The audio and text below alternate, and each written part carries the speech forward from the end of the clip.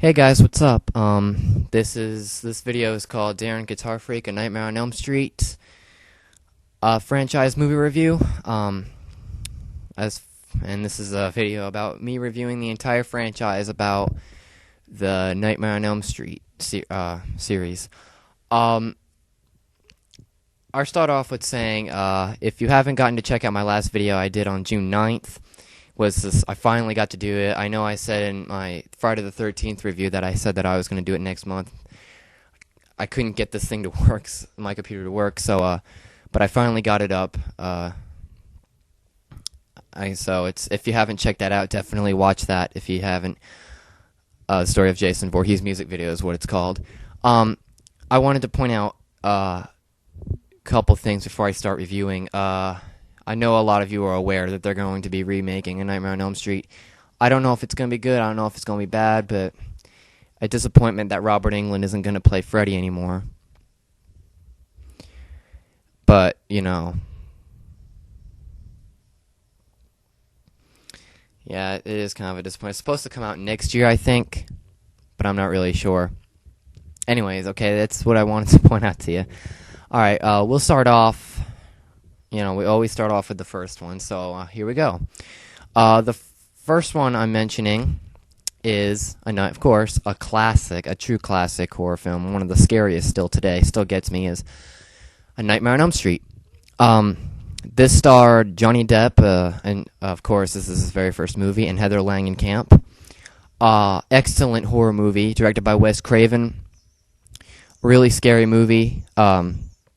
Wes Craven did direct a lot of other movies like The Hills Have Eyes and Scream and everything. And yeah, it was. I think it was The Last House on the Left too. I'm not really sure, but this is definitely a movie that's worth checking out. I'm sure most of you've probably seen it though. But now we go on to the sequels, which is the next one is A Nightmare on Elm Street 2: Freddy's Revenge. Now, in my opinion, it's one of my favorite movies in the series. To a lot of you all, I'm sure it's the least favorite, just because, and I understand why, because it's not really it's more of a possession movie where actor Mark Patton is being possessed and Freddy's trying to go inside him and control him in some way, and that doesn't really go, that story doesn't kind of go with the flow. Doesn't go with the rest of the movies. And Freddy didn't really ever come out on his own anyway, but he did at the end of this movie. So I'm sure a lot of people were disappointed about this, but this did actually make a little bit more money than the first, but it did receive negative reviews in a way. But I still enjoyed it. I hope you did too. But now we come to A Nightmare on Elm Street 3: Dream Warriors. This one is when I think with the third one, they kind of got the story back on track when they kind of brought back Heather Langenkamp from the original film. And they brought in Patricia Arquette and Lawrence Fishburne, which I thought those are excellent actors. Where this is it's got cool death scenes and really good movie. This one kind of led, and this one was a big success. I believe it was since it was proven that they knew they had to make Nightmare 3, since no one really cared for much about the second one. You know, they just thought, we'll make a third one and we'll get all the basics back. I'm sure that's what they were thinking at the time. But one of my favorite sequels right here. This is probably one of the best sequels right here. And here is the next one that they came out with, was A Nightmare on Elm Street 4: The Dream Master, which was, I believe, was a success. And this just was another good sequel. Parts 1 through 4 are my favorite ones anyway, but this was a good sequel. It was cool how they got Freddy resurrected back from when he was buried at the end of the third one, how he kind of got his bones was put back together and his skin grew back and everything, which was really cool. One of the best Freddy resurrections I ever thought in the series was in the beginning of this one right here. But, yeah. So, now we come to probably one of my least favorites, but still a good sequel, decent sequel, which was A Nightmare on Elm Street 5, The Dream Child. Now, this one starred, I don't really know the actress's name. If you know, you could let me know. This is actually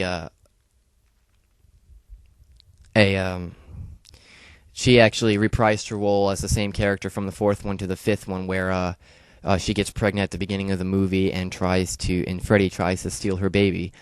Good sequel. I kind of thought a few things in the movie. That's the thing I thought was a problem. A few things in the movie got a little over the top. But you know, it tends to get really weird sometimes later on in the series. It always does. But that's just the way it is, I guess. So then we come to, I guess, supposed to be the last in the series, which was Freddy's Dead: The Final Nightmare. This one was, I believe, in 3D at the end of the movie, but it's only fit for the box set you can get. I don't have the box set, so I've never saw it in 3D. If you get it on regular DVD or video, it only shows the flat version, but, you know. Decent sequel. This one I didn't really care for as much as most of the other ones, but I don't hate it. I still like this movie. Good sequel. This is when Freddy was finally killed off and everything. So, and I had a big soundtrack to it with a lot of artists and everything, if you listen to the music and stuff. So, it was Iggy Pop and a few others there, but, then we come to Wes Craven's New Nightmare, which was probably one of the best Nightmare movies. Not to me, but for most people, probably one of the favorites in the series, which this doesn't really touch up to the series because it's the actors play as themselves as if Freddy was actually a real character. That's why this movie isn't really considered part of the series anyway. But I still liked it. Freddy looked really different in this one with a black coat over him, and he looked really scary. Probably one of the scariest out of any other Nightmare movie. Heather Langenkamp makes a third return in it, and it's a decent movie. One of the first Nightmare movies I ever saw. But yeah, it was pretty realistic in a way. More realistic than some of the other ones. But it's not one of my favorites, but I still do like this movie. So yeah, there you have it. Well, guys, that was my review of A Nightmare on Elm Street, of the Nightmare on Elm Street franchise. I hope you enjoyed that. Hope to hear your comments. Stay tuned for the Story of Freddy Krueger music video. Coming soon. I don't know when, though, but it's coming soon. Well, y'all have a good day, and I'll see you later. Bye. Or I'll talk to you later. See ya.